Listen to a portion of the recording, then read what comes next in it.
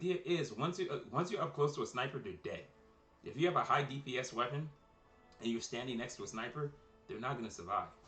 And people who are still trying to outrange a sniper, what are you doing?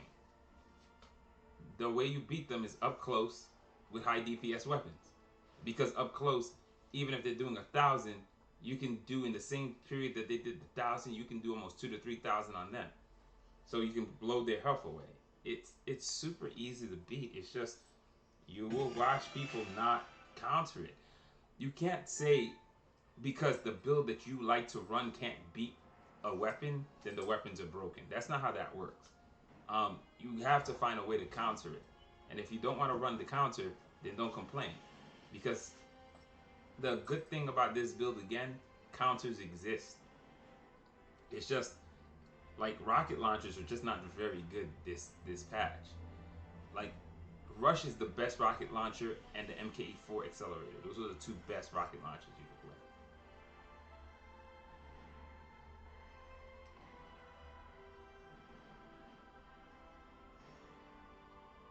Yeah, that's the problem with 0.13. 0.13, everything about rockets made them superior.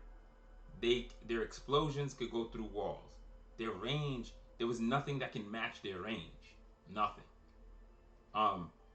Even snipers at their 13.8, 13 point, the longest range sniper I believe is the objection at 15. If they didn't change that, it's the longest range sniper in the game at 15. Right? The cool thing is this can reach it because with its detonation radius, its reach is 16.3. This can reach it also. With its detonation radius, it's 15.8. This is too weak to reach it, but its range is too short too, because they somehow thought that, you know what, the Demi-Lune is so good, we'll make it do almost no damage, and we'll get rid of its detonation radius. I'm not sure why. It's not the easiest thing to use. Once you get comfortable with it, it plays well. But the Demi-Lune, out of all of the mortars, is probably one of the easiest ones to dodge. So nerfing its damage and its radius, I'm not catching on why they did that, but they did. This can't reach. It can reach. It can't reach most snipers.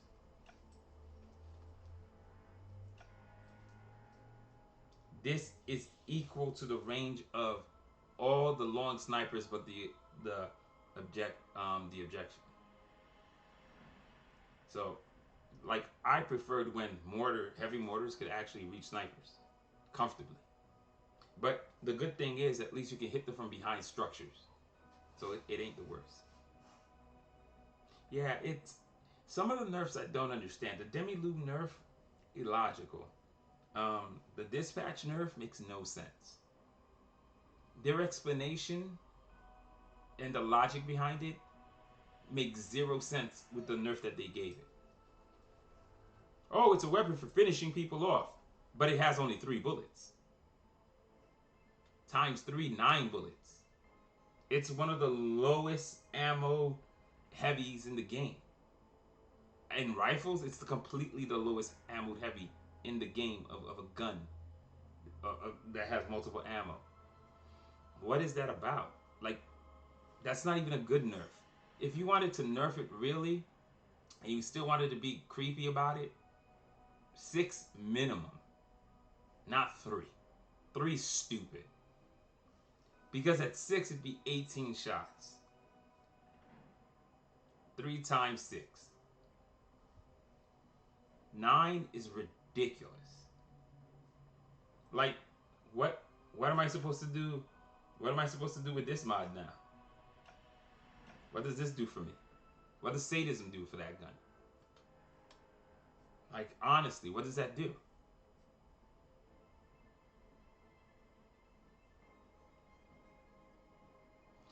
But it's nah. I'm double scavenger, whatever.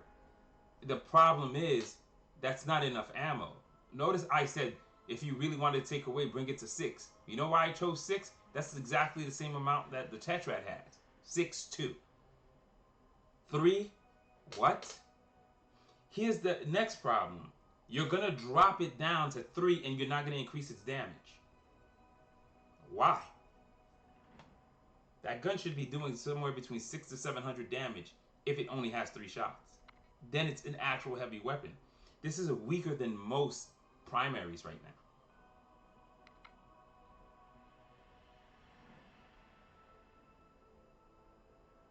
Yeah, specifically, like I have not touched the website, the Catalyst of Black wiki, because these things are so abhorrent to me. I don't even want to fix this and make it become like the standard. I'm waiting for them to fix them because the dispatch is stupid. The heretic, I don't care what y'all say about skill and pointing. It's stupid. It's too slow. You should not be able to run around a bullet and dodge it. No, no way. No way. That's insane. The heretic's issue wasn't about its bullet speed. The heretic's issue was its extremely long range, extremely long radiuses, its extremely long detonation, all the bonuses that kept on making it have the ability to reach you from who knows where. No one ever said, oh, it shoots too fast, like the bullet speed was too quick. That wasn't it. The other issue was it could fire both shots really fast, almost back to back. That was another issue. The fact that they brought its reactivation delay to 9, if they had just brought the reactivation delay to 9, if they really needed to remove damage like they did, which I don't think that was necessary, why the hell did they even touch the shot speed? That didn't have anything to do with anything. It was the range and how fast you could shoot two shots in a row. That was it.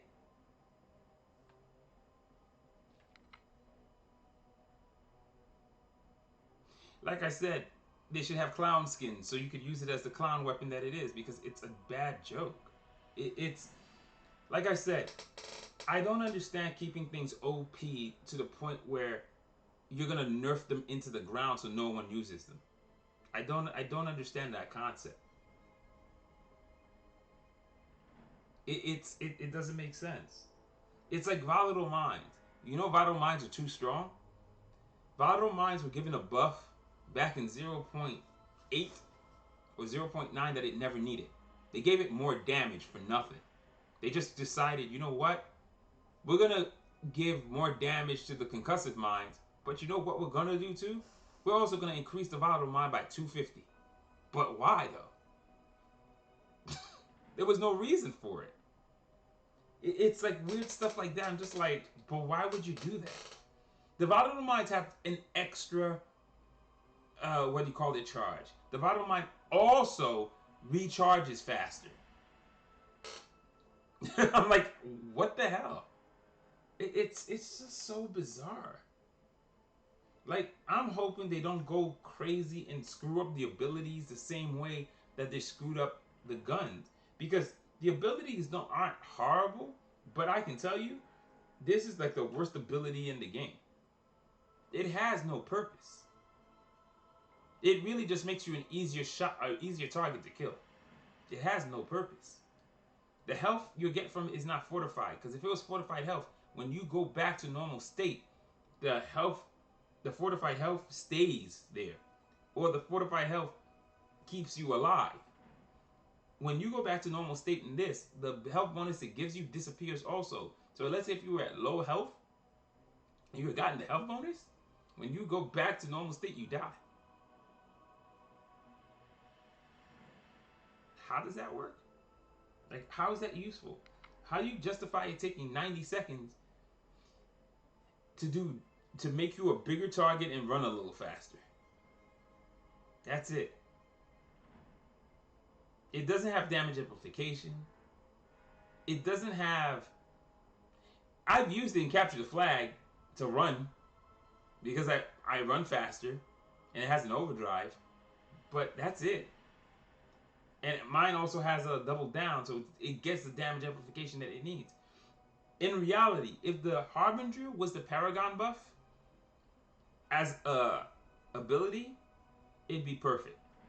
It'd be deadly. Then I could say, yeah, you might even want to bring that up to like 120. If it was the Paragon buff that you could call on command, that would be a good, that would be useful. The way it is now, it's just trash. It needs to do what this does, but you get bigger. I don't have to shoot faster, but I do need to do more damage. I need to run faster, and I need to be tankier. And the health has to be fortified. If you do those three things, then it becomes worth its 90 seconds. But yeah, trinkets. Most useless trinket in the game. Only purpose is it has the highest health, and it's a primalist. Most useless trinket in the game. It does nothing. Like you really can't use it effectively to help you. It's useless, but it just sits there. Great health, nothing else. This compared to empathy, compared to the belt of phasing, it's not great. It's okay. It ain't great at all. This, because of Sunder and his super low cooldown, this is actually a dangerous what do you call it, trinket. Because every time you transform to Sunder, and if you're around teammates, they all are invulnerable for 2 seconds after you transform. So you can actually use it as like a reflex block to save your teammates if you time your transformations to protect them. But playing Sunder or playing a very high primalist build with that actually became good. Until Hide and Seek comes out, Sunder is like the king with that. I don't like the low primal transformations because you get to abuse Sunder and do infinite Sunder builds. You get to, like, if I play my full Spirit Well build, all of the characters are like infinite. It takes me too big. It takes me a big Catalyte and like 2 small ones to get into most primals, even Torten. So